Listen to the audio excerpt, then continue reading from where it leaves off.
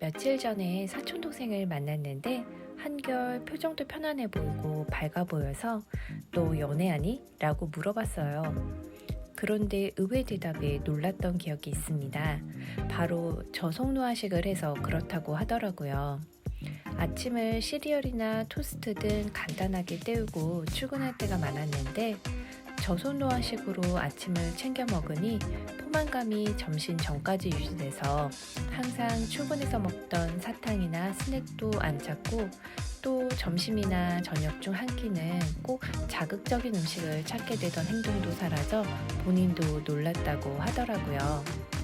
그리고 마른 비만이었는데 볼록한 뱃살이 많이 들어갔다고.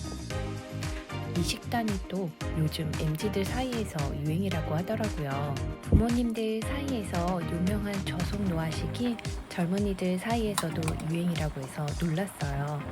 그래서 한번 찾아보니 잡곡밥의 구성 비율만 갖춰서 하루 3끼 먹으면 따로 단백질 반찬을 추가하지 않고도 보통 성인이 필수적으로 챙겨야 할 단백질 하루 섭취 권장량이 충족 가능하다는 장점이 있더라고요.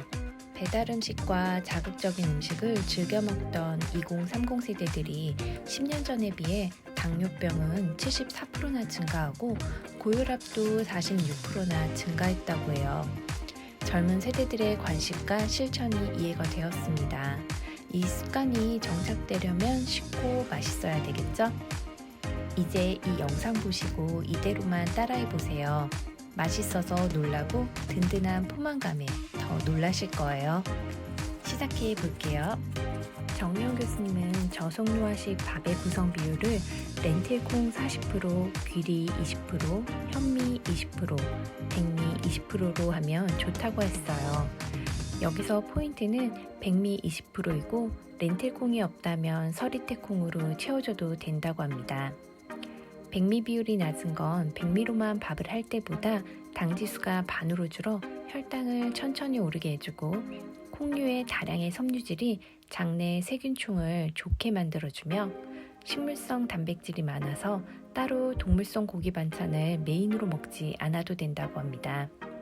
반찬 가짓수가 줄어 밥하기도 한결 편하네요. 대신 꼭꼭 씹어서 천천히 드세요. 아무리 좋은 음식도 소화 흡수가 되어야 하니까요. 이계호 교수님이 탄수화물 소화시키는 분해 요소인 아밀라아제는 위에서는 거의 나오지 않고 침 속에서 나온다고 합니다. 침은 씹을 때 나오는 거라서 밥을 꼭꼭 씹어서 저속 노화밥이 우리 몸에 약이 되게 해주세요. 밥물이 보글보글 끓어오르면 뚜껑을 닫고 불을 줄여줄게요. 저는 이 주물 냄비로 밥을 하면 따뜻하고 더 맛있어지는 것 같아서 이걸로 밥을 해먹게 돼요. 나를 챙겨주는 이런 디테일이 저를 더 행복하게 해주기도 하더라고요.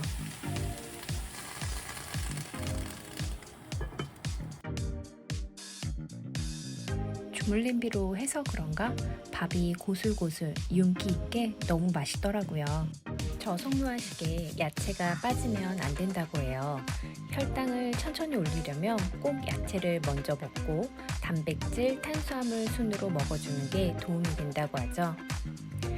양상추, 쌈채소 등 편하게 씻어서 그때그때 드셔도 되고요.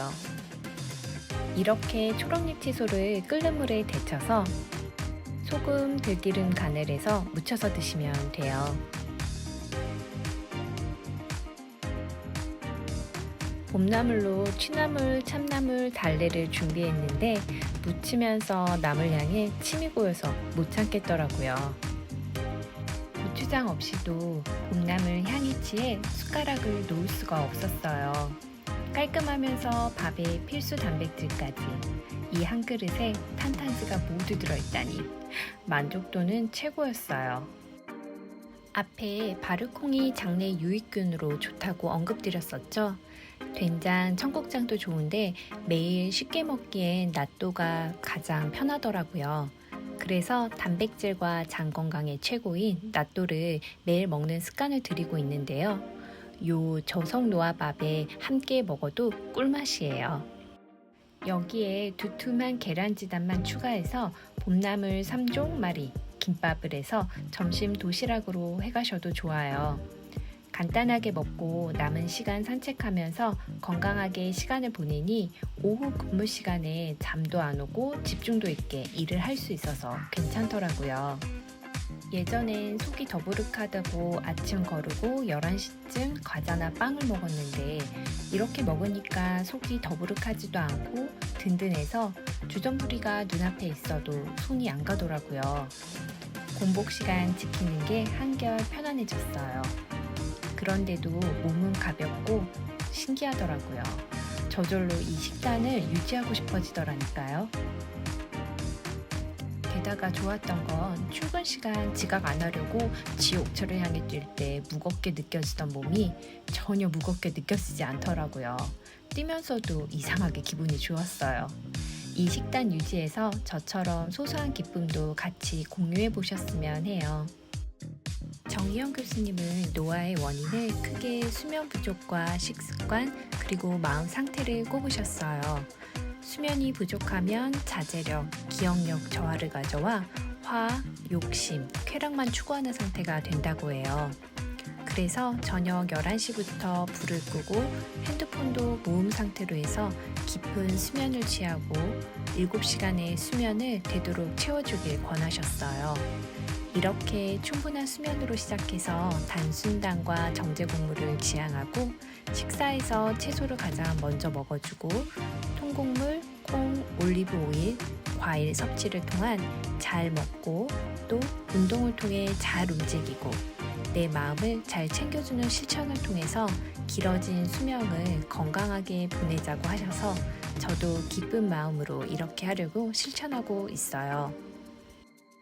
하루의 시간 동안 이렇게 지키지 못하고 편의점 삼각김밥으로 때울 때도 있고 늦잠을 자는 날도 또 내 마음을 챙기지 못한 날도 덜어 있었어요. 그래도 포기하지 않고 다시 실천했습니다. 뭐든 한 번에 바꿀 수는 없으니까요. 나를 책망하거나 내가 먼저 나를 포기하지 않고 다시 일어서서 손 내밀고 토닥여가며 가는 방향이 중요한 것 같아요. 오늘도 맛있게 드시고 행복한 하루 되세요. 제 채널에 도움이 되셨다면 구독과 좋아요 부탁합니다.